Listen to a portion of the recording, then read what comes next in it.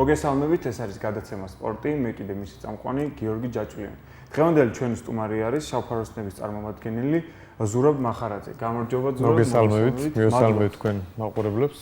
მადლობა მობრძანებისთვის, რომ დაგვითმეს დღევანდელი დღე. დავიწყებ კითხვებით. თქვენ როგორც ვახსენე, შავფაროსნების ერთ-ერთი წარმომადგენელი ბრძანდებით, რამდენი ხანია ჩამოყალიბდა ეს შავფაროსნების გუნდი? თუ ჯგუფი როგორც თავიდან რომ მივყვეთ, პირველად წინა საუკუნის 90-იან წლებში გაჩნდა ესეთი იდეა, რომ აღდგენილიყო და პირველად მომხდარიყო კვლევა იმისი, საერთოდ არსებობდა თუ არა ქართული საბრძოლო ხელოვნება და ენთუზიასტების ჯგუფმა დაიწყო ექსპედიციებში სიარული საქართველოს მთიანეთში, ძირითადად იმიტომ რომ შემორჩენილი იქ იყო. და რაღაცა მასალა დაგროვდა, ეთნოგრაფიული. იქ მოხუცები იყვნენ 90-100 წლის, რომელსაც თავისი ბავშვობიდან ახსოვდა დაუშვათ ხმალი როგორ უნდა მოიხმარო ადამიანმა, სპეციფიკური ჭიდაობის ილეთები, რომელიც აი კლასიკურ ქართულ ჭიდაობაში არ არის შესული რა.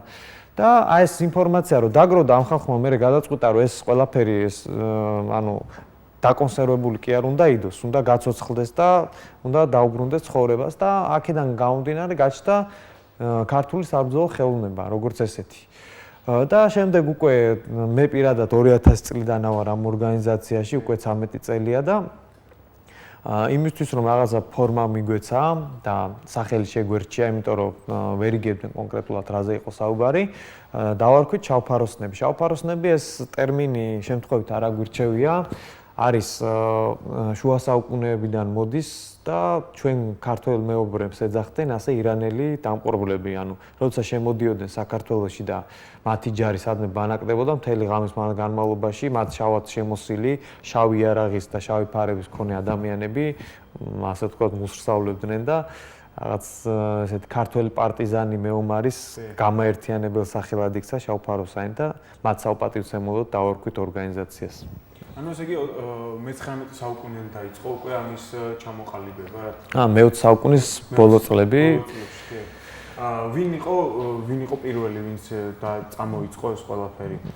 პირველი, საიდანაც მოდის და მის მერე მესამე თაობა ვართ ჩვენ უკვე, ეს იყო კახა ზარნაძე, რომელმაც ჯერ ჩამოაყალიბა ხრიდოლის ფედერაცია, შემდეგ უკვე იგივე იარაღების აღდგენის და ქართული იარაღების წარმოების თვის შექმნა სამჭედლო, სადაც ძალიან ბევრი თაობა აღიზარდა მჭედლების და მისი მოსწავლეები დღესაც აგრძელებენ ქართული იარაღის დამზადებას და შემდეგ უკვე ქართული საბრძოლო ხელოვნება ფედერაცია ამაშიც აქტიურად მონაწილეობდა და ჩვენ მის შემდეგ უკვე მესამე თაობა ვართ ფაქტიურად, ვინც ამ საქმეს ვაკეთებთ. იზრდებით ტრადიციულ ქართულ ძველ ფესვებზე, ასე რომ ვთქვათ. რა მაინტერესებს, შავფაროსნებს გაქვთ ესე იგი როგორც სამჭედლო, ამზადეთ იარაღებს, ასევე სპორტი, ძველი ჭიდაობა, როგორც ვიცი, ჭიდაობის ძველი ჭიდაობა გაქვთ, კრივი ასევე და ატარებთ არა შეჯიბრებებს ამაში. ხო, ჩვენ როცა ეს დავიწყეთ, საკმაოდ დიდი ტვირთი დაგვაწვა, იმიტომ რომ სხვაგან აი სხვა საბრძოლო ხელოვნებებში რო შევხედოთ, ეს ყველაფერი დაყოფილია, არსებობს დაუშვათ ფარიკაობის სკოლა, არსებობს ჭიდაობის სკოლა, არსებობს კიდე ხალხი, რომელიც იარაღს ამზადებს, მაგრამ საქართველოში რახან ამას ყველაფერი მოგვიწია ერთად ჩვენ ორგანიზაციას თავის თავზე აღებად. ამიტომ ორგანიზაციაში არის ბევრი მიმართულება. მაგალითად, არის ხალხი, რომელიც მუშაობს ეთნოგრაფიულ კვლევაზე, იარაღების დამზადებაზე, დაუშვათ ბაქარი ნათენაძე არის, რომელიც საჭურველს ამზადებს. ასევე არის ადამიანები, რომლებიც სპორტულ მიმართულებას და თქვენც უფრო საინტერესო იქნება, რადგან სპორტული გადაცემა უფრო ცლად ვისაუბრებ.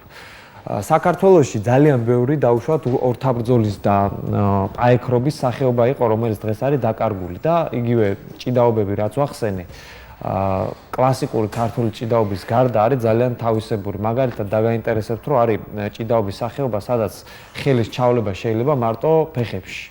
მოშტამოში ქვია, შარლის ტოტს ნიშნავს და წარმოგიდგენიათ რამდენად სპეციფიკური არის, რომ ტანზე ჩავლება არ შეიძლება. კი, არსებობს მკერდაობა, ესეთი ორთაბრძოლის სახეობა, როცა მოწინააღმდეგეებს ხელები აქვთ ზურგს უკან შეკრული. და მოწინააღმდეგის წაქცევა შეიძლება მხოლოდ კორპუსის დაჯახებით და ფეხის მოძრაობებით. მაჯურა ჭიდაობა როცა დავუშვათ აი მე და შენ გადავწყვეტეთ ორთაბრძოლა ხო? ხელებს ჩავკიდებთ, მეორე ხელი ზურგს უკან არის. ზურგს უკან ანუ და ხელის გაშვება, წაგება არის, სირცხვილად ითვლება და ვცდილობთ რომ აი მაჯის ამოტრიალების და გადატრიალების ხარჯზე დავაგდოთ მოწინააღმდეგე ძირს. აი ესეთი სპეციფიკური მომენტებია, რომელიც ხალხმა ძირითადად არ იცის და აი ამის მიტანას და გაცოცხლებას ვცდილობთ. იგივე არის ხმლის მოხმარების მომენტები, რომლებიც დაკარგული იყო და აღვადგინეთ ხევსურელი ფარიკაობა მაგალითად უნიკალურია, იმიტომ რომ ამ ტიპის იარაღით და ესე ბრძოლის ტექნიკა ჩვენ ახლა ვსწავლობთ და ძალიან გვაინტერესებს სხვა საბრძოლო ხელოვნებების პარალელები, ზოგი იარაღი სხვისგანაა შემოსული, ზოგი ჩვენგან გავიდა და ამისი ანალოგი აი ხევსურელი ფარიკაობის მაგალითად ვერსად ვერ ვნახეთ. პატარა ფარი, ხმალი და ეს ჩამჯდარი დგომი, რაც ხევსურელს ახასიათებს, ამისი ანალოგი არ არის. ანუ გამოვირჩევით სხვა ქვეყნებისაგან და აი ჩვენ გვაქვს პრომო შავფაროსნების და თუ შეიძლება რომ გავუშვათ რომ ნახონ საქმეში.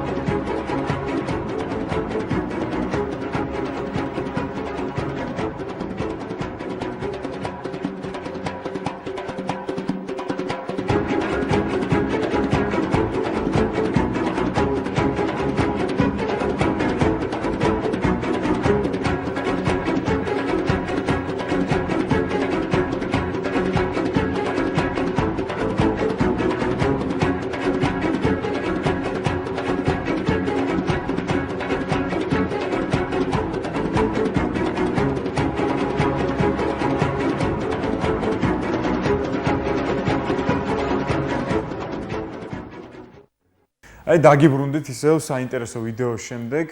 აი რასაც გავამახვილებთ ყურადღებას, ჩემი ყურადღება რაც მიიქცია ყველაზე ძალიან ეს იყო მათრახი და ორელესულა ნაჯახი. აი რო დაწვრილებით რომ მოგვიყვეთ ამასთან შედარებით. მათრახი რაც შეეხება ყველას ხა ვეფხისტყაოსანი კი აქვს ყველას საკითხული და იქ არის აღწერილი ტარიელის მათრახი, ხო? რომელიც არის საბრძოლო იარაღი, ანუ სხვა სპეციფიკის არის და ჩვენ როცა ვეძებდით დაუშვათ ეთნოგრაფიულ მასალებში საბრძოლო მათრახი როგორ უნდა იყოს, ერთ-ერთი სახესხვაობა არის ეს რაც თქვენ ნახეთ ვიდეოში და მეორე სახესხვაობა არის მოკლე, რომელსაც არის ლითონის ბურთები ჩაწნული. ეს ორივე სახეობა არის საკმაოდ რთული მოსახმარი, ანუ მაღალი კლასის მეომარს აქვს და ამიტომაც აქვს რუსთაველს გამოყენებული მათრახი, რომ აჩვენებს რამდენად ძლიერი მებრძოლი არის ტარიელი, იმიტომ რომ ამისი კონტროლი ბევრად უფრო ძნელია ვიდრე შუბის და ხმალის. რაც შეეხება ორპირა ნაჯახს, ეს ჩვენ საქართველოში სულხან საბას ლექსიკონიდან ვიცით, რომ მოიხსენიებოდა როგორც ტაბარი, ირანულიდან შემოსული ტერმინი არის და ეს იარაღი არის მძიმე და ფიზიკურად ძლიერი ადამიანის, ანუ მძიმე იარაღები შესაბამისად გამოიყენებოდა ისეთი ადამიანების მიერ, რომელსაც ჯანი ერჩოდა, ასე ვთქვათ.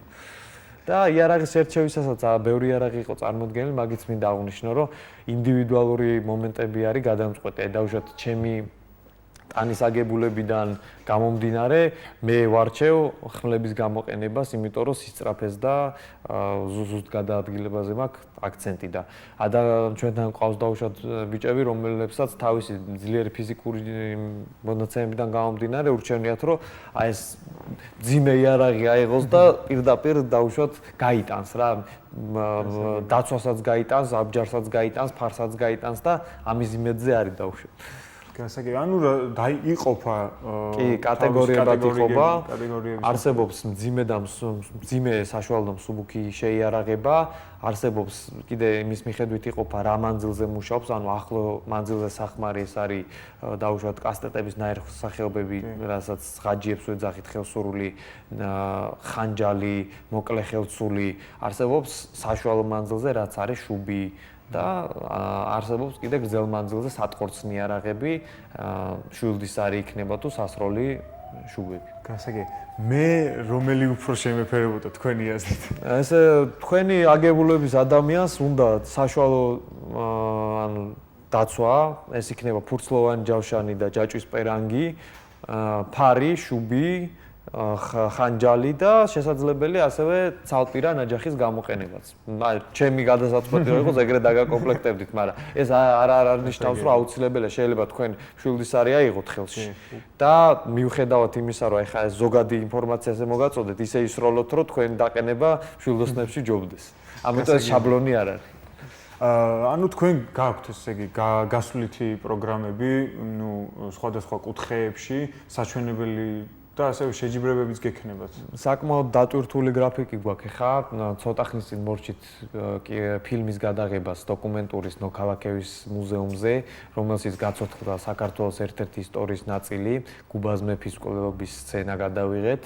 ევროკავშირის დაფინანსებული პროექტი იყო და ეს ფილმი საჩუქრად გადაეცემა მუზეუმს.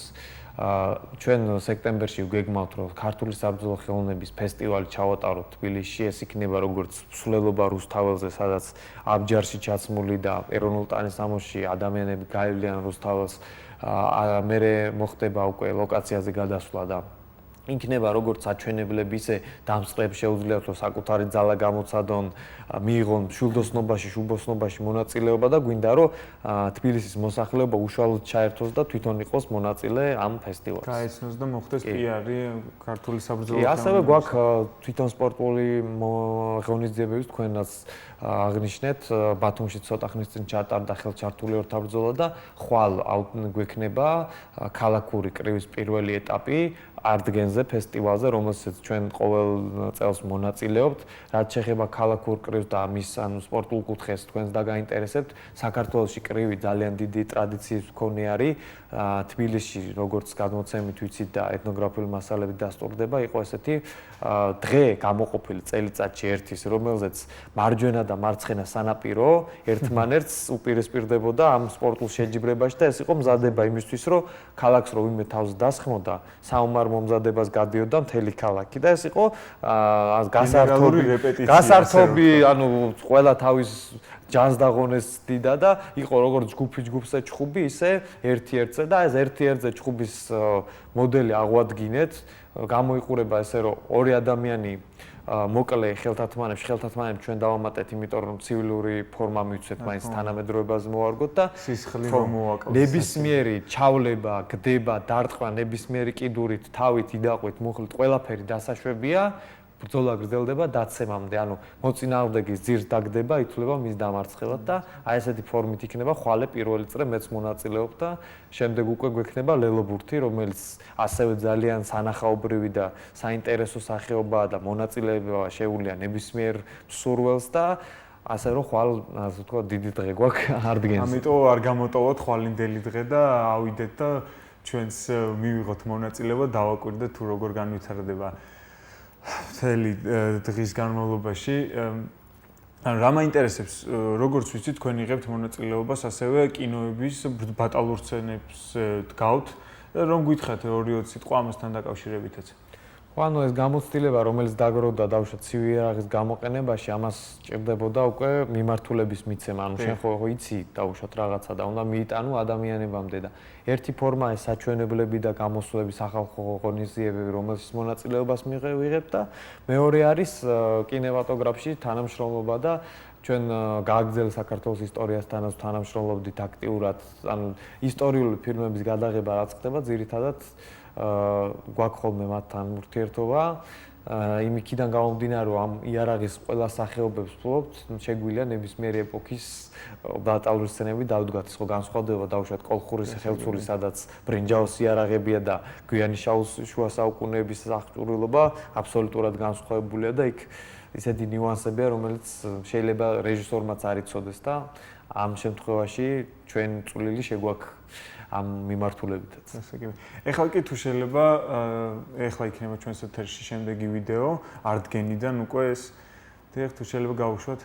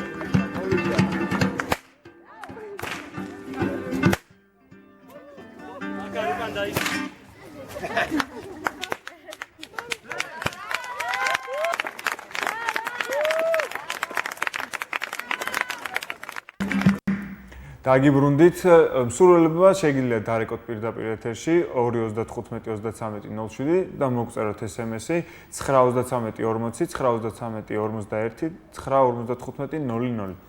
არ მინდა რომ ხაზი არ გაუსვა იმას თუ როგორი ვაშკაცური არის ეს, ნუ ყველა სპორტი გამოირჩევა, ნუ ვაშკაცობა და გამბედაობა უნდა გქონდეს, მაგრამ აქ რაღაცა სხვანაირი სულისკვეთება არის, პატრიოტიზმი არის და კულტურა სწავლობს შენ საკუთარს და არა მარტო სიტყვაზე იქ ორთაბრძოლა იქნება თუ იარაღების ფლობა.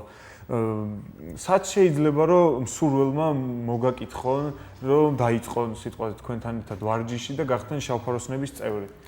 ამ შემთხვევაში გააჩნია უკვე ასაკს და ფიზიკურ მონაცემებს იმ ადამიანს, ვინც მსურველი არის, რომ წევრი გახდეს და ვარჯიში დაიწყოს, ყველას ვიღებთ და ამ შემთხვევაში პირიქით გვიხარია, იმიტომ რომ ნებისმიერი ადამიანი, ისიც კი, ვისაც ფიზიკური მონაცემები არ აქვს, ჩვენთან თავის ადგილს თუ თulis რომ ეს მისი საქმეა და ქართული საქმეა, აუცილებლად იპოვის, იმიტომ რომ ფიზიკური აქტივობის გარდა ძალიან ბევრი მიმართულება გვაქვს და რაც შეეხება როგორ მოგნახოს, არ არის ინტერნეტში ესეთი გვერდი www.mtawari.g, იგივე Facebook-საც არის გვერდი მთავარი, შეუძლიათ მათ ნახონ, შევიდნენ და იქ იქნება ინფორმაცია უკვე იმ ასაკობრივ ჯგუფებში და იმ დროებში, რასაც მას სურს, შეუძლია მოვიდეს და თავისუფლად ივარჯიშოს. რაც შეეხება განსხვავებას, ანუ თქვენ ძახდით, რომ სხვანაირი ემოცია და სხვანაირი მოდის. მიდგომები გვაქვს როგორი, რომ ანუ სპორტში ხშირად ხდება ხოლმე, რომ აი წვრილმანებზე გამოკიდება იციან და ვცდილობთ, რომ ეგ მაქსიმალურად აღმოვხრათ, ანუ მაქსიმალურად ზღუდავთ წესების რაოდენობას. და ვცდილობთ, რომ ყველაფერი დამოუკიდებული იყოს სულთა პიროვნულ იმაზე. ანუ ურთიერთდამოკიდებულებაზე. ანუ ჩვენთვის უფრო ის არის მნიშვნელოვანი ტიპმა როგორ იბრძოლა, ანუ როგორ მოიქცა და რამდენად ღირსეულად ჩაატარა ეს ყველაფერი. ვიდრე ის ანუ მედლისთვის არ უნდა იბრძოლოს ადამიანმა თუ შავფაროსანია. პირველ რიგში ღირსეულად უნდა ჩაატაროს ეს ორთაბრძოლა და ხვალეც ალბათ თუ დაესწრებით ნახავთ, რომ ზუსტად ესეთივე ორთაბრძოლა იქნება, იმიტომ რომ ის ადამიანები, რომლებიც ერთმანეთს მართლა არ დაინდობენ და ბოლომდე იომებენ, მე ერთად ერთ გუნდში ლელობურცი თამაშებენ და მე ერთად კიდე ქართულად იქეიფებენ. ანუ თქვენთან ურთიერთპატივისცემაზე არის დამოკიდებული ეს ყველაფერი. აი, ერთ კითხვას კიდე დაგისვათ. საერთაშორისო ასპარეზზეც, რა თქმა უნდა, გადიხართ ალბათ და განაგონი მაქვს, რომ თქვენ ვიყავით რომში წასულები, რომელ წელს და ან წინა წელს ვიყავით წასულები, ნატალი დი რომა არის ესეთი ფესტივალი, სადაც მონაწილეობას იღებენ ის ქვეყნები, რომლებსაც რომის იმპერიასთან ჰქონდათ რაიმე კავშირი, ან ომობდნენ მასთან, ან მოკავშირეები იყვნენ და საქართველოს სახელით ვიყავით წარმოდგენილი. საკმაოდ კარგად ჩაიარა, შემიძლია გითხრათ, რომ ძალიან განსხვავებული იყო, იმიტომ რომ იქ სტანდარტულად რომაული აღჭურვილობა და რომაული ბრძოლის სტილი იყო და ეს განსხვავებული მომენტები რომ ჩავიტანეთ, მართლა კარგი შთაბეჭდილება მოვახდინეთ და ამ ხალხთან თანამშრომლობთ და გეგმავთ, რომ საქართველოშიც ჩამოვიყვანოთ და რომაელი გლადიატორების და მათი საჯარისო ნაწილების ჩვენებაც გავაკეთოთ თბილისის ქუჩებში. კარგით, დიდი მადლობა დღევანდელი მობრძანებისთვის და ჩვენ კი გემშვიდობებით დღეს სულ ეს იყო.